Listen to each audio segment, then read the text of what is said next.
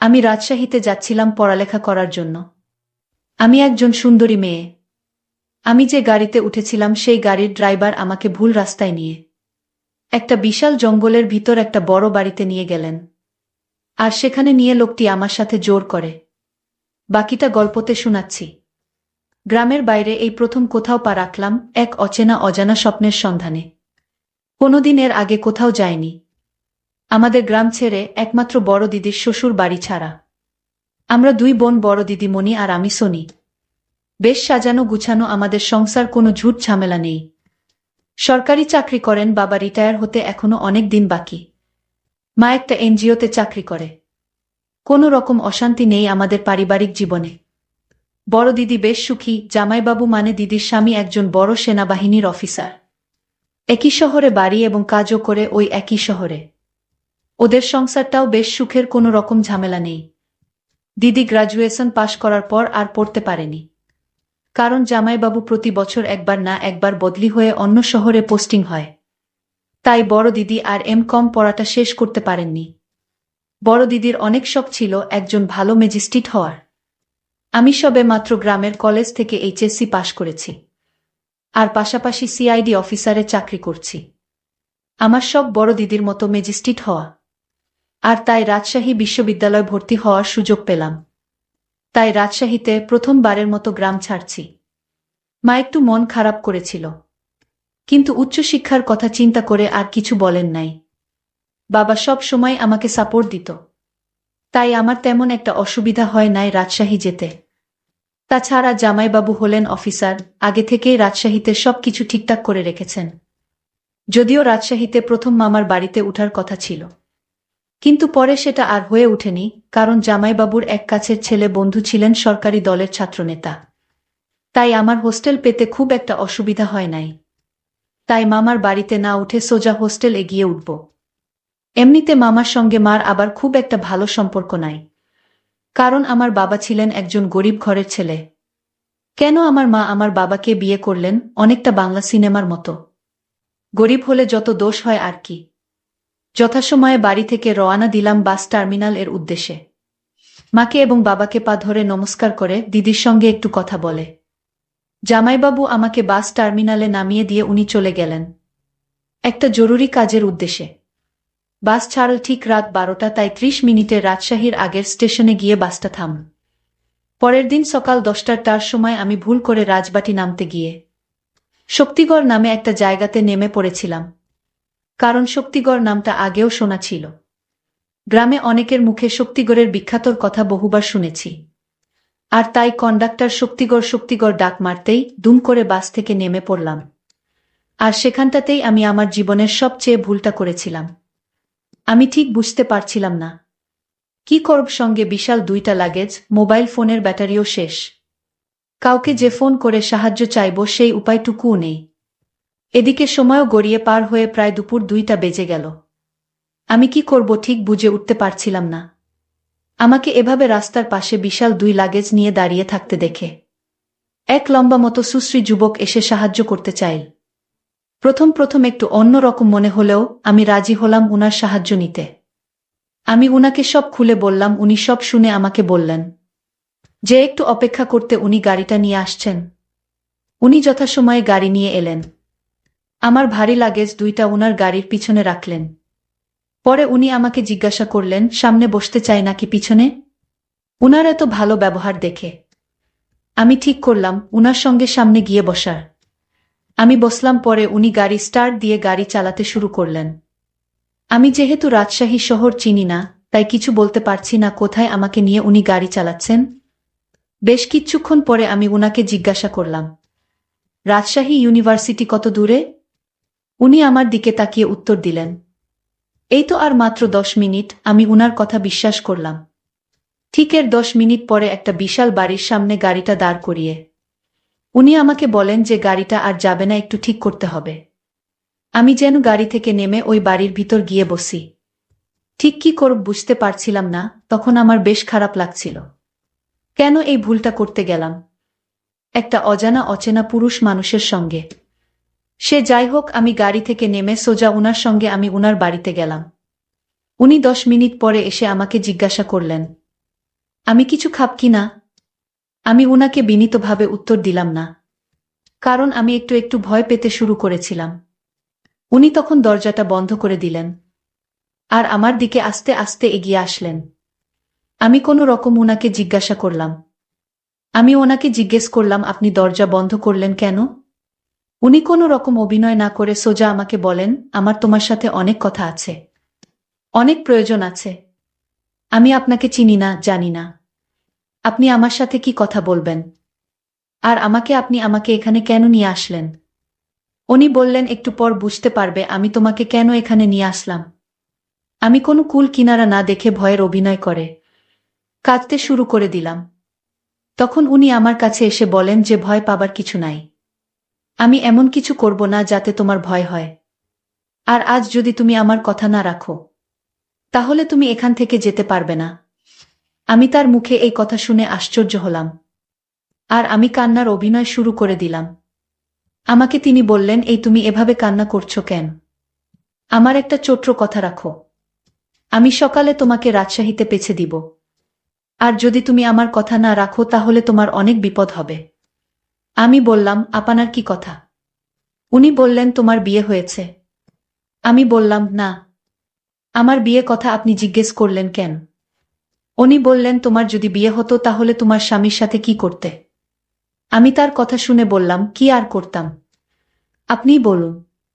বোকা মেয়ে, বিয়ের পর স্বামীর সকল কথা রাখতে হয়। লোকটার কথা শুনে আমার মনে হচ্ছিল তার গালে দুইটা জোরে থাপ্পড় মেরে দেই, কিন্তু আমি তো এখন অসহায়। আমার পাশে কেউ নাই। আমি যদি এখন ওনার সাথে খারাপ ব্যবহার করি তাহলে ওনার ঠিক উদ্দেশ্যটা আমি বুঝতে পারবো না। উনি আমাকে জিজ্ঞেস করলেন, কি ভাবছো? আমার কথা কি তোমার কানে যায় না? আমি বললাম, আমি খুব অসুস্থ, সারাদিন গাড়ি করে আসলাম। এখন আমার শরীর অনেক ক্লান্ত। ঠিক আছে, আপনার কথা আমি বুঝতে পারছি, আমি রাখবো আপনার কথা, কিন্তু আজ নয়। আজ আমি অনেক ক্লান্ত। লোকটি বলল, তাহলে কাল কিন্তু তুমি যেতে পারবেন না। কাল তোমার এখানেই থাকতে হবে। আর তারপর দিন আমি আপনাকে রাজশাহীতে পৌঁছে দিব। আমি তাকে মিথ্যা সান্ত্বনা দিয়ে বললাম, ঠিক আছে, আমি কাল আপনার কথা রাখব।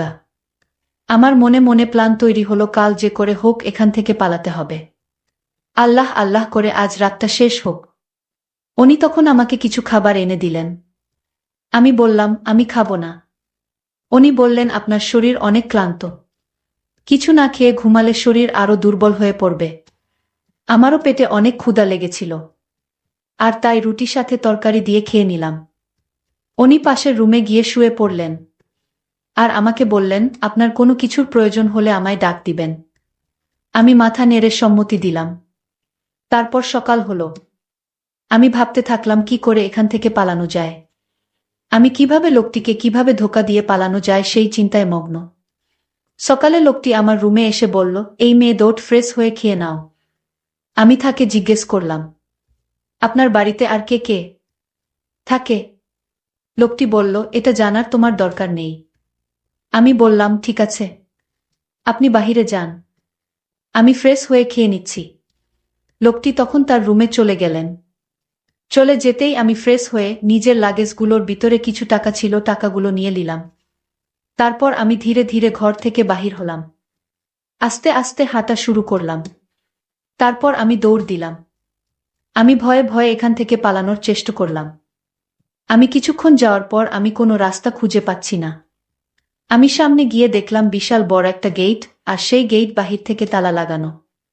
আমি এখন কি করব? আমি এখানে কিভাবে এলাম? আমি তো গাড়ি দিয়ে ভিতরে আসছিলাম, এখন তো বাহির হতে পারছি না। লোকটি আমাকে ঘরে না পেয়ে আমাকে খুঁজতে শুরু করলো। লোকটি জানে আমি কোন দিকে আসছি, আর তাই তো উনি আমাকে সহজে খুঁজে বের করে ফেললেন। আর আমায় বললেন, আপনার সাহস তো কম না, আপনি পালিয়ে যেতে চাইছেন। যান, কিভাবে পালিয়ে যাবেন? এখন পর্যন্ত আমার বাংলোতে 25 জন মেয়ে আটক, তারা যেতে পারেনি। আর আপনি চলে যাবেন? যান। যারা আটক আছে তারা 2 বছর যাবত এখান থেকে পালাবার চেষ্টা করলেন, কিন্তু পালাতে পারেনি। আর তুমি কি না এখান থেকে চলে যেতে চাইছ? আমি লোকটির কথা শুনে তার পায়ে ধরে বললাম, আপনি আমার বড় ভাইয়ের মতো, আপনি আমাকে এখান থেকে যেতে দিন। লোকটি তখন হাসি দিয়ে বলল, আমি তো আপনাকে ছেড়ে দেওয়ার জন্য এখানে আনিনি। আপনি যতই চেষ্টা করেন এই বাংলো থেকে পালাতে পারবেন না। আমি আপনাকে খুব সুন্দর করে বুঝিয়ে বলেছিলাম আপনি আমার কথা রাখলে আপনাকে এখান থেকে যেতে দিবা, কিন্তু আপনি তা না করে পালানোর চেষ্টা করছেন। এখন তো আর যেতে পারবেন না, ওই মেয়েদের সঙ্গে তোমার থাকতে হবে। আমাকে তখন বলল, চলুন আমার সাথে, নইলে আমার আসল চেহারা সম্পর্কে আপনার ধারণা নেই। তাই আপনাকে ভালো করে বলছি, আপনি আমার সাথে চলুন। আমি কোনো উপায় না পেয়ে আমি তার সাথে গেলাম। তখন তিনি আমায় একটা রুমে নিয়ে গেলেন। আমি রুমের ভিতরের দৃশ্যটা দেখেই আমার দম বন্ধ হয়ে আসছিল, কারণ ওইখানে আরও 25টা মেয়েকে দেখতে পেলাম। আমি তাকে জিজ্ঞেস করলাম, এখানে এত মেয়ে কেন? উনি বললেন, ওনারা এখানে চাকরি করেন।